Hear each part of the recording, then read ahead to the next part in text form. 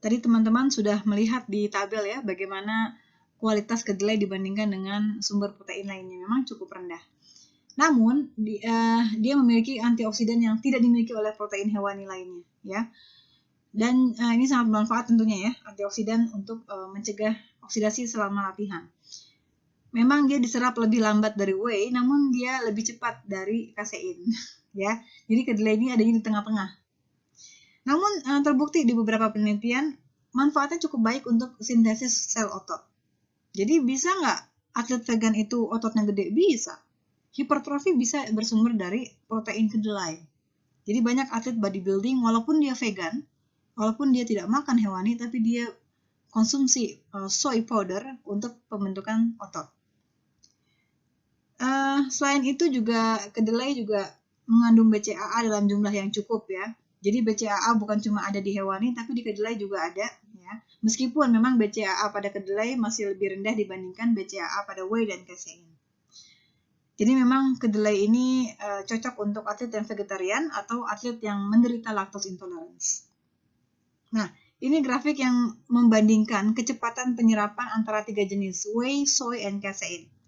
Kalau teman-teman lihat, whey yang garisnya putus-putus panjang, soy titik-titik, casein panjang titik, lihatlah. Di 60 menit pertama setelah dikonsumsi, whey lah yang paling cepat tinggi naik. Diikuti oleh soy, paling lambat oleh casein. Oleh karena itu memang whey ini seringkali digunakan oleh atlet segera setelah latihan untuk memicu recovery protein otot yang baik di golden period. Soy digunakan juga untuk atlet yang vegan. Bagus juga. Ya. Namun, kalau teman-teman lihat, setelah diserap setinggi-tingginya di 1 jam pertama, maka di waktu-waktu berikutnya langsung turun jumlah asam amino pada sel darah kita, pada airan darah kita, gitu ya. Beda dengan kasein, walaupun kasein ini diserap lambat ya, di 1 jam pertama dia penyerapannya lambat, jumlahnya dalam airan darah tidak terlalu tinggi.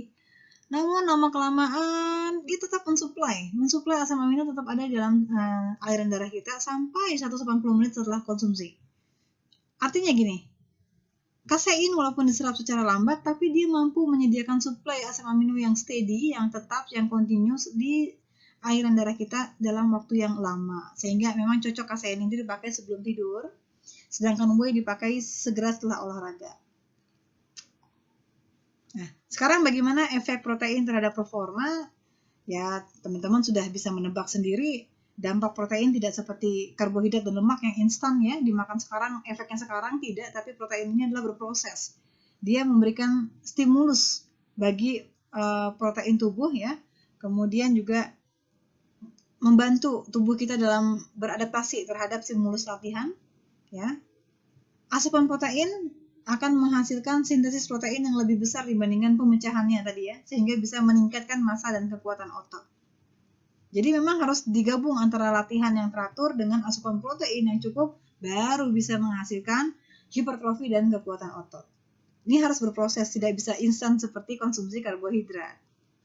Oke, jadi kalau bicara kebutuhan protein bagi atlet, saya sudah tidak mau panjang lebar lagi, teman-teman sudah paham, saya sudah berikan tabelnya. Semakin intens, semakin lama, maka kebutuhan protein akan semakin tinggi. Yang penting adalah semua studi sepakat, kebutuhan protein atlet harus lebih dari 0,8 gram per kilogram berat badan per hari. Karena 0,8 adalah untuk orang yang inaktif, orang yang sedenter. Ini sudah saya berikan tabelnya, saya lewat saja. Oke, ini juga bisa saya lewat ya, teman-teman baca sendiri di PPT. Faktor yang mempengaruhi kebutuhan protein atlet bisa dilihat dari kualitas proteinnya. Nah, kalau kualitasnya tinggi, ya, kualitas tinggi teman-teman tahu ya, asam aminonya lengkap dan mengandung leusin, maka jumlah protein yang dibutuhkan juga tidak banyak. Beda kalau asupan protein, kualitas proteinnya rendah. Dia akan butuh lebih banyak protein. Jumlah protein yang diberikan kepada atlet tergantung dari jumlah leusin yang terkandung di dalamnya. Jumlah leusin yang diyakini dapat meningkatkan sintesis protein otot adalah 20-45 mg per kilogram berat badan sekali makan. Daging, ikan, unggas, telur, dan kasein mengandung 8-9% leusin, sedangkan whey mengandung lebih banyak leusin. Oleh karena itu, pasti konsumsi whey tidak perlu sebanyak konsumsi daging, ikan, unggas, telur. Paham di sini maksudnya ya? Semakin tinggi kandungan leusin, semakin baik kualitas asam amino, maka semakin rendah dia butuh asupan protein dari sumber tersebut. Ya, contohnya. Ini adalah tabel jumlah protein yang harus dikonsumsi oleh atlet untuk mendapatkan leusin sebesar 45 mg per kilogram berat badan. Di sini ada body mass atlet ya, berdasarkan berat badan ada yang berat badan 46, 57, 68, dan seterusnya. Nah, berapa kebutuhannya untuk mendapatkan 45 mg per kilogram berat badan sekali makan? Nah, untuk makan whey cukup konsumsi 8-17 gram. Ini untuk berat badan 46 kilo ya. Sedangkan untuk makan kasein, dia butuh lebih banyak, 11-23. Untuk makan soy isolat lebih banyak lagi, 11-25. Untuk makan protein susu lebih sedikit dari kasein, 10-21. Tapi tetap lebih tinggi dari whey. Untuk makan ayam lebih banyak lagi dia butuh makan, 13-28 gram ayam dia harus makan. Artinya apa? Karena whey adalah yang paling tinggi kandungan leusinnya, maka konsumsi whey nggak perlu banyak-banyak, cukup 8-17 gram. Ayam paling rendah kandungan leusinnya bila dibandingkan dengan whey, maka konsumsi ayam harus lebih banyak, 13-28. Ini contoh teman-teman ya, semakin tinggi kualitas asam amino dari suatu protein, maka semakin rendah kebutuhan protein, nggak perlu banyak-banyak makan.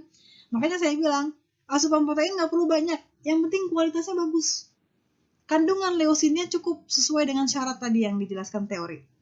Sekali makan mengandung 45 mg leusin per kilogram berat badan. Semoga dipahami ya. Nanti teman-teman pada saat menyusun menu saya harap bisa memilah-milah jenis protein yang tinggi asam amino leusinnya. Ya, jadi catatan penting dari saya. Asupan protein tidak perlu terlalu banyak, yang penting kualitas. Penelitian menunjukkan bahwa protein yang berlebih justru tidak meningkatkan sintesis protein otot.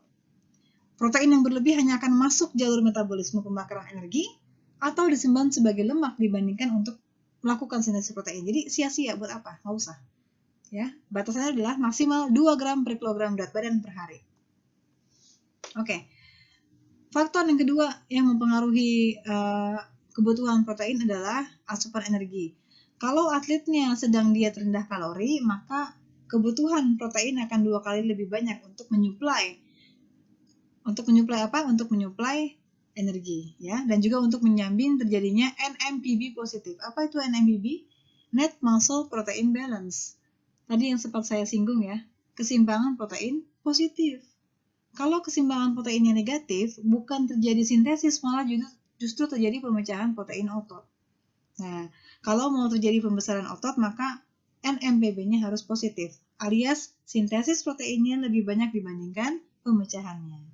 Jadi kalau atlet lagi diet rendah kalori, proteinnya harus 2 kali lebih banyak, 2 kali lipat.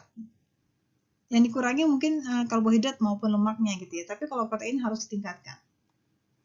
Kemudian yang mempengaruhi asupan protein lainnya adalah asupan karbohidrat. Teman-teman paham ya, menjelang pertandingan maka kebutuhan karbohidrat meningkat, otomatis kebutuhan protein biasanya menurun karena digantikan dengan kebutuhan yang meningkat. Biasanya seperti itu, apalagi kalau atlet pada di hari pertandingan ya, karbohidrat mencapai puncaknya bisa sampai 12 gram per kilogram berat badan sehari. Nah, biasanya kebutuhan protein ini sedikit menurun. Nah, tergantung juga dari mode dan intensitas latihan. Ya. Di fase persiapan, biasanya karena dia menabung protein dan asupan karbohidrat juga masih rendah, biasanya protein tinggi di masa persiapan. Di masa transisi, karena di sini sudah mulai banyak intensitasnya tinggi gitu ya, banyak potensi cedera, biasanya sudah mulai meningkat asupan protein. Ya, tapi ada juga yang bilang dia udah mulai sedang. Sedangkan menjelang kompetisi maka asupan protein atau kebutuhannya semakin rendah karena digantikan dengan kebutuhan karbohidrat yang semakin meningkat. Ya, kemudian juga yang terakhir penting sekali ini ya, asupan protein dipengaruhi juga oleh timing atau waktu. Sama seperti karbohidrat ya. Segera setelah latihan yang merupakan periode emas atlet itu nggak boleh sampai kurang asupan proteinnya. Dan secara umum menurut teori, teman-teman perhatikan ya, sintesis protein meningkat 2-3 jam setelah dimakan. Ya, jadi kalau seorang atlet mengkonsumsi protein dengan asam amino yang kualitasnya baik, maka cepat nih ya, 2-3 jam setelah dikonsumsi langsung tinggi sintesis protein. Beda kalau yang kualitas asam aminonya jelek ya. Oleh karena itu, jalan terbaik untuk penyusun menu adalah memberikan 4-5 kali protein berkualitas tinggi yang asam aminonya lengkap, yang mengandung leusin. Masing-masing umumnya sekali makan sebanyak 20-30 gram protein. Ya ini saat sarapan, makan siang, makan malam, dan minuman maupun snack pasca olahraga untuk tujuan recovery tadi. Jadi memang sesering mungkin memberikan protein dengan jumlah yang cukup dan kualitas yang baik. Semakin sering maka akan memicu suasana anabolik tubuh. Tahu ya suasana anabolik ya? Memicu stimulus pembentukan protein otot. Nah, jadi jangan diberikan langsung sekaligus banyak di satu waktu, kemudian jeda 5 jam berikutnya baru diberikan lagi, salah. Sesering mungkin, 4-5 kali sehari. Dan mengingat asupan protein bisa meningkatkan respon insulin tadi ya, betul ya? Maka asupan protein dengan frekuensi yang sering ini akan memelihara situasi anabolik dalam tubuh. Tadi yang saya jelaskan ya. Supaya suasana anaboliknya dapat, proses sintesisnya akan semakin cepat bila dibandingkan dengan jarang memberikan protein. Lalu bagaimana peran protein dalam recovery? Apakah sama seperti karbohidrat? Ini yang sempat saya singgung. Penelitian menunjukkan segera setelah latihan harus mengonsumsi karbohidrat maupun elektrolit dan juga cairan ya. Jadi sport drink yang mengandung karbohidrat dan elektrolit. Sedangkan apakah perlu menambahkan protein pada sport drinknya? Ini memang masih perdebatan dalam penelitian. Namun, secara teori, tidak hanya karbohidrat tadi sudah kita belajar ya. Ternyata kan memang asupan protein yang cukup setelah latihan juga diperlukan untuk menyediakan substrat untuk sintesis protein otot. Jadi oleh karena itu, karena asupan protein juga bisa mendorong resintesis glikogen otot ya. Jadi yang dibutuhkan bukan cuma karbohidrat tapi juga protein. Karena asupan protein yang cukup ini juga bisa merangsang pembentukan glikogen otot. Dari mana? Dari insulin tadi. Ketika protein dimakan, insulin akan terpicu untuk bekerja. Kalau insulin sudah bekerja, maka dia akan mengambil glukosa ya dari aliran darah masuk ke dalam sel untuk disimpan sebagai glikogen. Nah, hal ini disebabkan karena memang asupan protein juga akan meningkatkan respon insulin seperti halnya karbohidrat. Ya, ini ya tadi penjelasan saya ya. Nah, dengan meningkatnya respon insulin maka mekanisme anabolik akan terjadi tadi ya. Sehingga pembentukan kembali glikogen maupun protein otot dapat terwujud.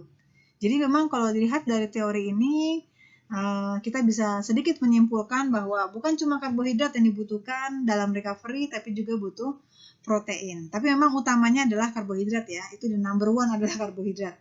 Protein memang masih sebagai option, tapi teman-teman bisa menyusun menu untuk recovery atlet segera setelah latihan, bisa teman-teman menambahkan protein di dalamnya untuk pengembalian dan juga perbaikan massa otot yang rusak selama berolahraga.